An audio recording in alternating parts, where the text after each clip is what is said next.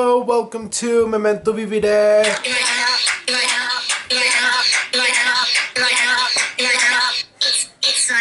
When I get to the club, I wanna.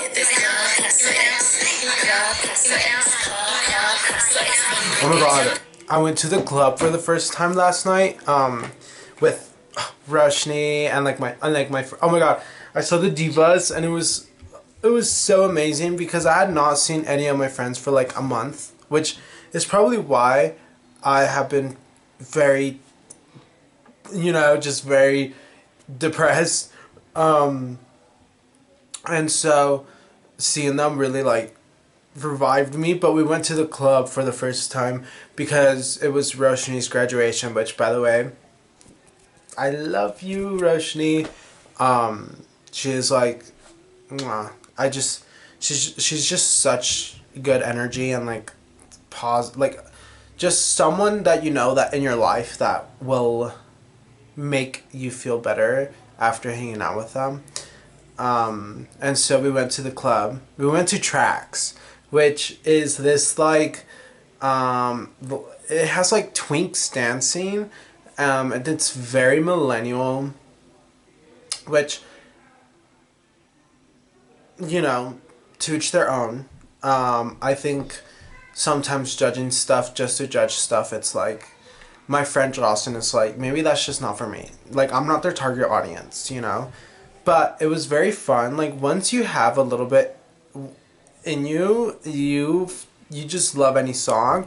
But one song that came on was G6. I love G6. Like, that's a perfect song. Got the bottles on the eyes, like a blizzard. I love that song. Oh my god. Like, that song is so... It's just so...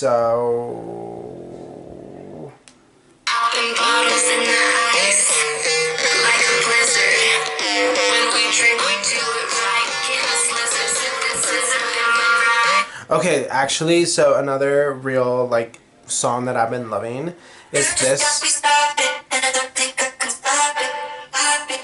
We've got that. It's really good. It's just very, like, a lot of beats, a lot of production, which I personally love. Speaking of productions and beats, Anita's new album, Obsessed. I listened to it for the first time and I was not as obsessed as I was this last listen.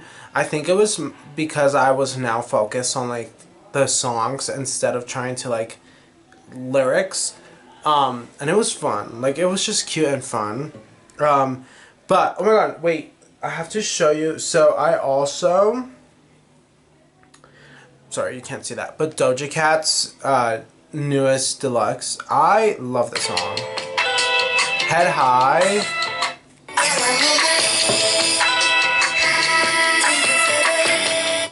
I got a gift, I use my voice, but you can't hear amongst the noise.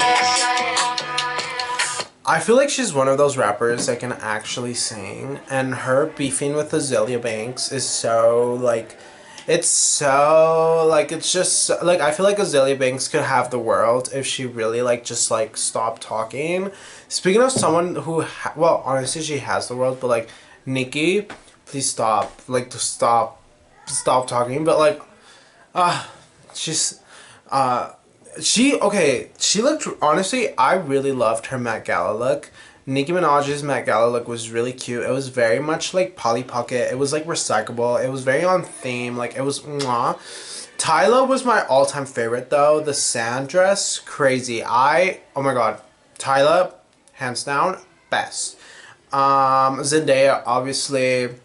Okay, now let's talk about flops. Because obviously, like, I'm here to like hello, flops. Because I obviously know about like fashion and stuff. Duh, obviously. Flops, I would say, I feel like JLo wears the same dress like every single time, but like she's still very like she's still giving, but like like, I don't know, I feel like I just lost the like special, like hold that I had for JLo because she's just a little odd. Who else did not look that interesting. Okay, Cardi B's like really huge dress, like it was just interesting, like it was just so big and very nice.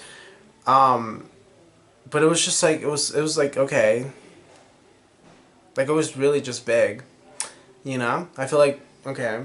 Sabrina Carpenter, mwah, adored, loved.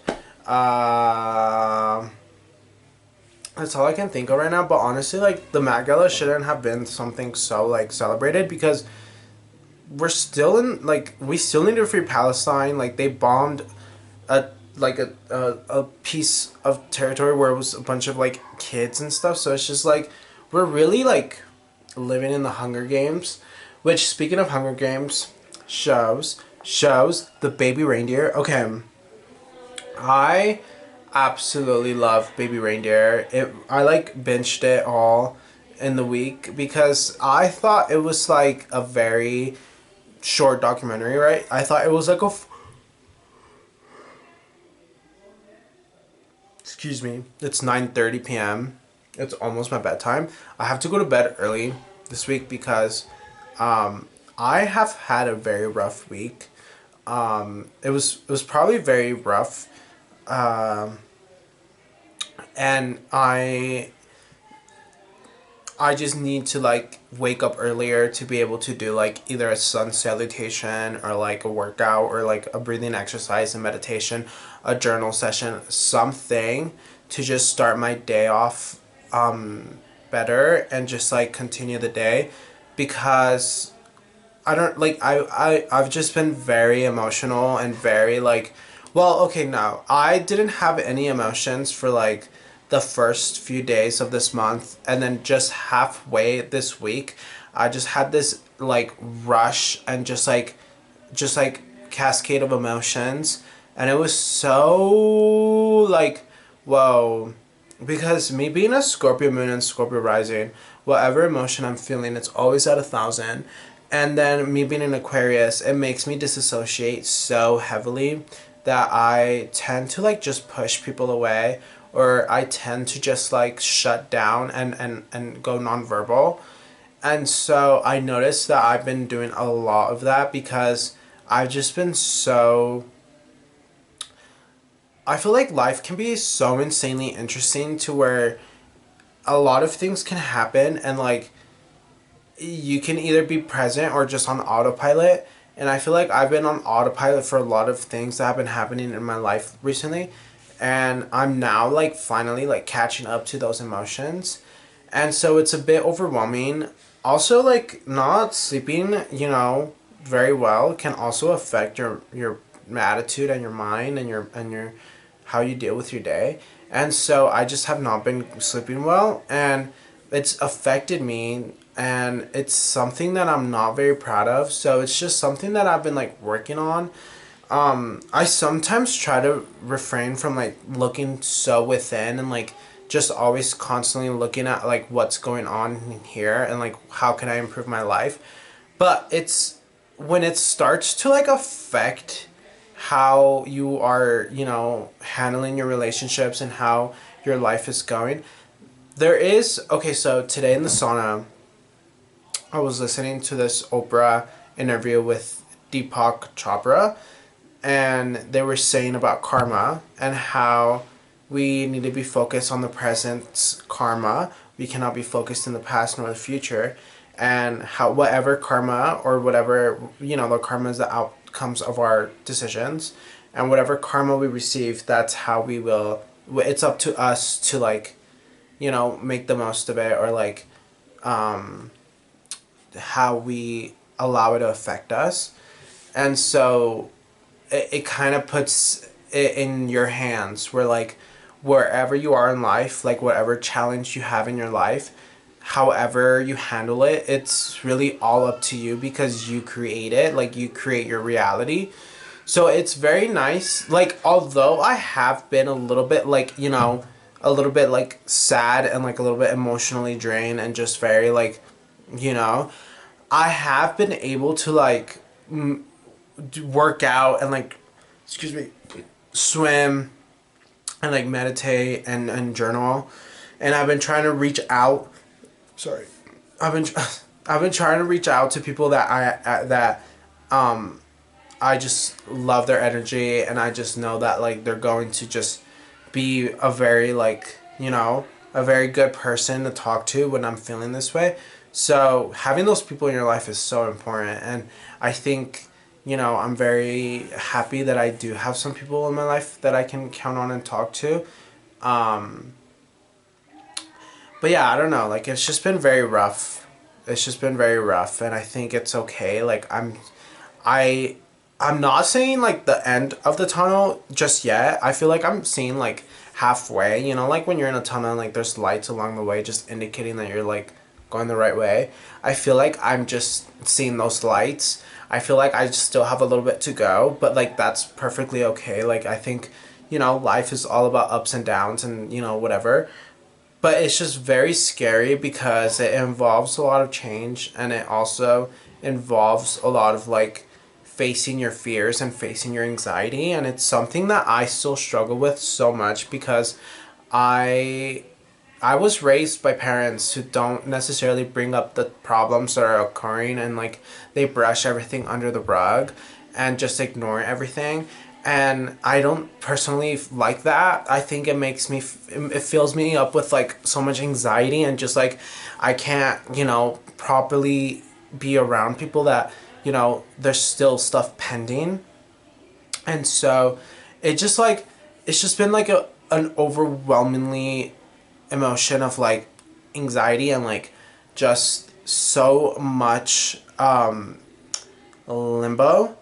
And it's something so hard to like navigate, because you have to like be present, but you also are thinking ahead. And like I'm learning how to stay present, and like what to do in order to stay present, and like what breathing exercises and how to meditate. And like I'm like rebuilding that again, like the journaling and the meditations and the reaching out. Like I kind of fell into this odd rabbit hole of just like really sad loneliness, and I'm like I have to like rebuild that again. But I feel like with everything there is a sense of like freedom, and there is a sense of like newness and like rebirth and just growing and evolving. I think being able to see that for me is very important, and I'm happy. Like all of the inner work that I've been doing is showing, like I'm not like extremely sad, or I'm not like, just not doing anything. I am trying to like turn this energy into like a positive, uplifting, actually like good energy. And I think that's very important for me right now. Also, something that's really important for me right now is like working out. I've noticed that I've been very self-disciplined lately. So I'm like hoping and praying that I'm like able to work out tomorrow in the morning. I just know that I need that. Like I absolutely need to do that. It's just like, like when you have habits, and like that when you do them, like you're guaranteed a better day.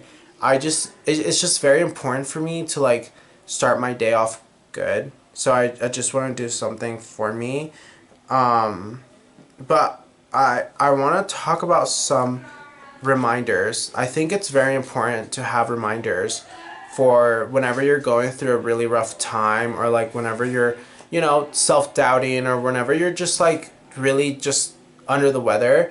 I love having reminders and like affirmations, and just like, so whenever I'm like overthinking, I always focus on my breath, because you can't think and like focus on your breath. So whenever I'm like getting this anxious, overwhelmed, because everything is fueled by my overthinking, and it's fueled, and it's just like I need to work on that. I understand.